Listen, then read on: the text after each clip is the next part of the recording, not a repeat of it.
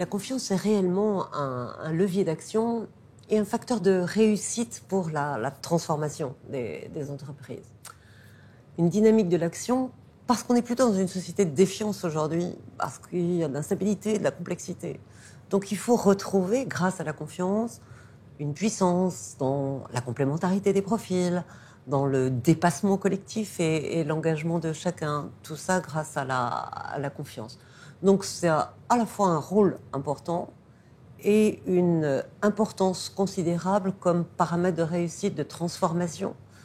La confiance, elle se construit aussi parce qu'on propose un récit pour l'avenir.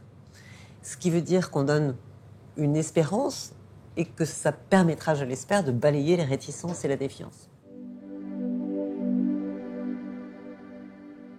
Je dirais que la confiance, c'est une anticipation favorable d'une relation avec les autres, tout en ayant une prise de risque assumée.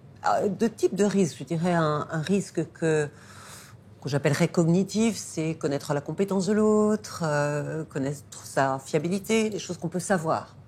Et puis il y a un risque qui est un risque plus affectif. L'autre, sera-t-il bienveillant, sera-t-il intègre? La confiance, c'est quelque chose qui se donne, bien évidemment, avec tout ce que ça représente de vulnérabilité. Mais la confiance, c'est aussi quelque chose qui se construit sur le terrain, l'expérience de terrain. Donc un processus interactif, un processus répétitif, vraiment dans l'échange. Voilà, la confiance, c'est pouvoir passer du vivre ensemble au faire ensemble, en donnant et en recevant.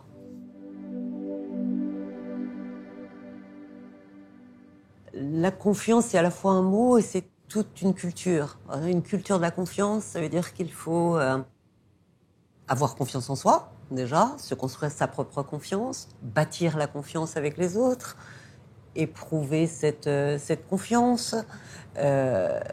Après l'avoir construite, savoir la garder tout au long du parcours. Donc ça se manage.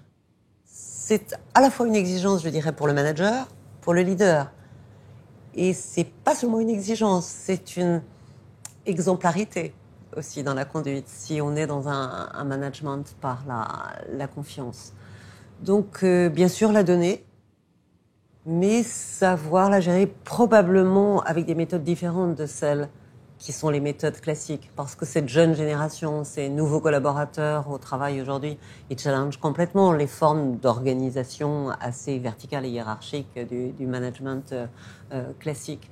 Donc, la transformation, elle ne va pas être décrétée, elle va se faire par les forces vives de l'entreprise. Dans cette gestion par la confiance, ça nécessite probablement qu'on soit créatif sur les modes d'évaluation qui sont proposés.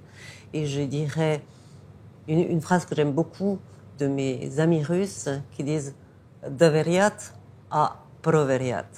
C'est-à-dire bien sûr faire confiance, mais aussi vérifier, non pas à chaque instant, mais dans une proximité, comment ça se passe sur le terrain.